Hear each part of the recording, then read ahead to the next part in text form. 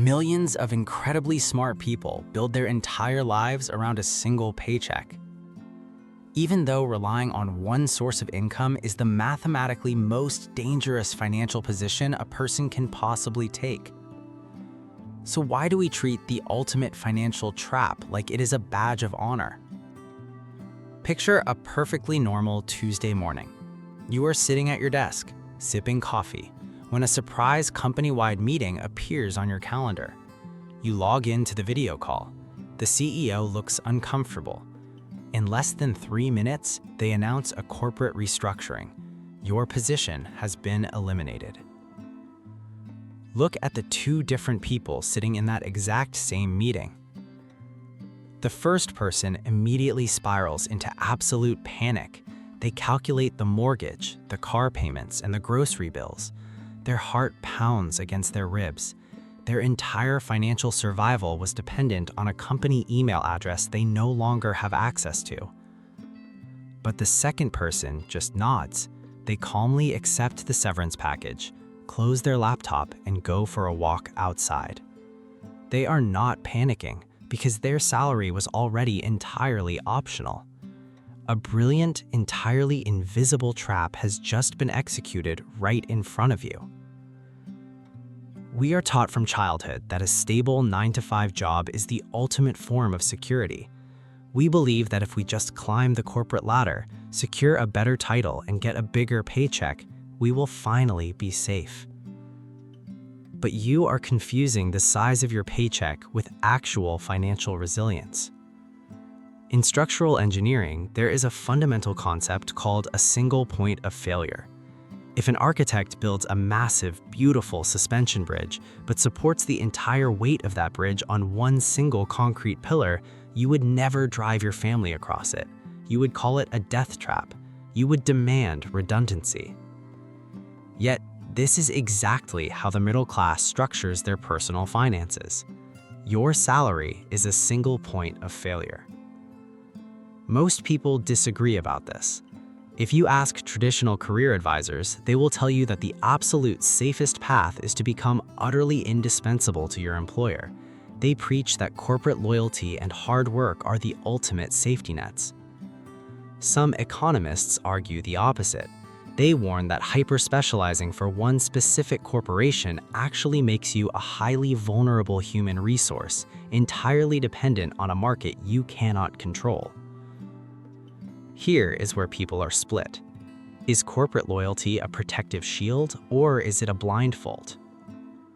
People don't make bad money decisions. They respond to the environment around them, and your environment aggressively trains you to crave the comfort of a bi-weekly deposit. The predictable rhythm of a salary acts as a powerful financial sedative. It numbs your natural survival instincts. It makes you feel deeply secure, masking the terrifying reality that 100% of your livelihood hinges entirely on a single employer's profit margins. But the real reason this illusion is so dangerous is much stranger. It's because of how you're taught to view your own time. A wage is intrinsically fragile because it's perfectly linear. It's strictly capped by the number of hours you can physically stay awake. You can only work so hard. You can only type so fast, and the exact second you stop moving, the revenue drops to zero. You are high-wire walking without a net. Now, look at this exact same situation from a completely different economic position. The wealthy do not trust single pillars. They focus aggressively on building redundant income engines. They know that true financial security requires completely decoupling your income from your time. They do not want to carry buckets of water. They want to build pipelines. Before the trapdoor inevitably opens, they quietly build 3 distinct escape routes. First, they acquire physical assets. They buy commercial real estate or rental properties. They purchase the physical ground that society stands on. They know that no matter what software is invented or which CEO is fired, human beings will always need a physical place to sleep and work. This income doesn't care if you are laid off. It pays you simply because you own it. Second, they build portfolios of dividend-yielding equities. Instead of just working for one massive corporation, they buy fractional ownership of the most profitable corporations on Earth. This allows the labor of thousands of other people to securely deposit cash into their accounts every single quarter. They transition from being a vulnerable employee to being the one who collects the profits of other employees. Third, they construct scalable digital systems. They build automated businesses, software, or media that relies on the frictionless scale of the internet. They create a system once and it relentlessly generates cash whether they're sick, sleeping, or retired. The biggest financial advantage isn't intelligence, it's which game you're playing.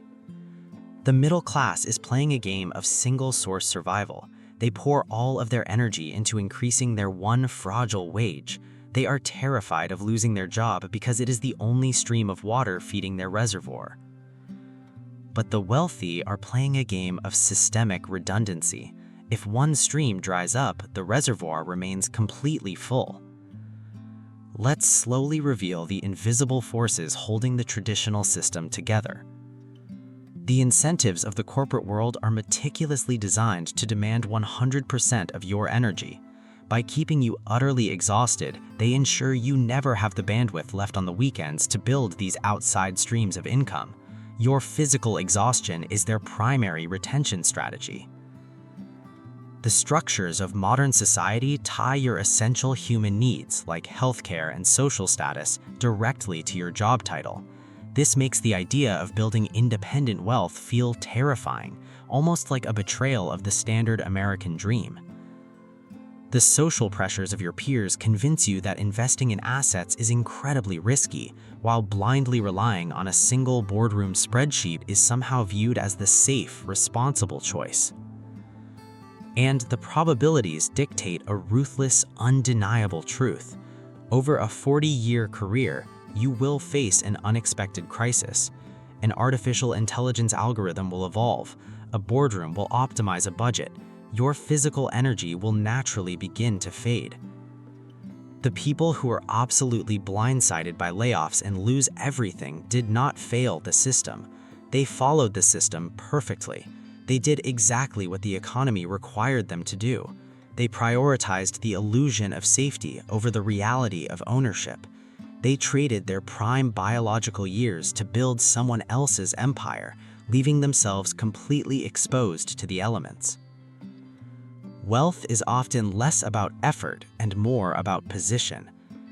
If you position yourself directly beneath a single corporate spigot, your effort will constantly be dictated by the hand that turns the valve. You will work 50 hours a week for decades, completely unaware that a single ruthless boardroom decision can turn the water off forever. But if you position yourself as the owner of multiple streams, the entire power dynamic flips. You no longer operate out of fear. You walk into the office knowing that the paycheck is simply a bonus, not a lifeline. You stop taking toxic stress. You negotiate differently. You take calculated risks. When you finally understand the mechanics of this system, your entire relationship with your career changes. You stop treating your salary like it is your entire identity. You start treating it like a temporary tool. It is simply the raw material used to aggressively build your escape routes. True financial security is not about how much your primary job pays.